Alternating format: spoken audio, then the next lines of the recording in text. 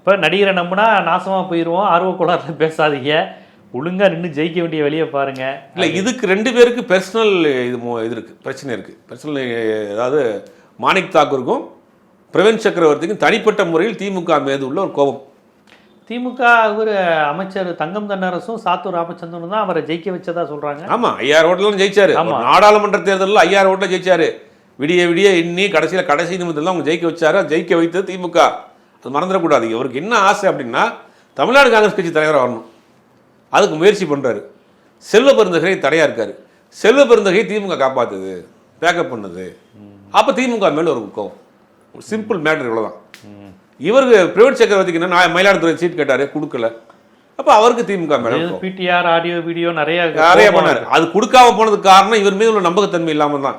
நீங்க ஃப்ரெண்ட்லியா பேசினது வச்சதெல்லாம் வீடியோ எடுத்து ரெடியூஸ் பண்ணி பண்ணதுனால இவர் மேல ஒரு நம்பகத்தன்மை இல்லாதனால அவரை வந்து திமுக ஒதுக்கி விட்டுருச்சு. இந்த செல்வ பெருந்தகையை பொறுத்தவரை செல்வ பெருந்தகையை வந்து திமுக பேக்கப் பண்ணுது, காப்பாத்துறாங்க. மாவட்ட தலைவராக மாநில தலைவராக இருக்கிறதுக்கு. இப்போ இவங்க இருக்கிற வரைக்கும் நம்ம வந்து மாநில தலைவர் ஆக முடியாது. இப்போ நீங்கள் திமுக ஆளுங்கட்சியோட ஒரு கட்சி கூட்டணியில இருந்து நீங்கள் மாநில தலைவராக இருந்தாலும் சரி, நாடாளுமன்ற உறுப்பினர் இருந்தாலும் கூட ஒரு இதாக இருக்கும். விஜய் கட்சியோட கூட்டணி வச்சு நீங்கள் அந்த கட்சியில் மாநில தலைவர் வந்து என்ன பண்ண போறீங்க? எத்தனையோ லிட்டர்பேட் கட்சி மாதிரி போயிடும்.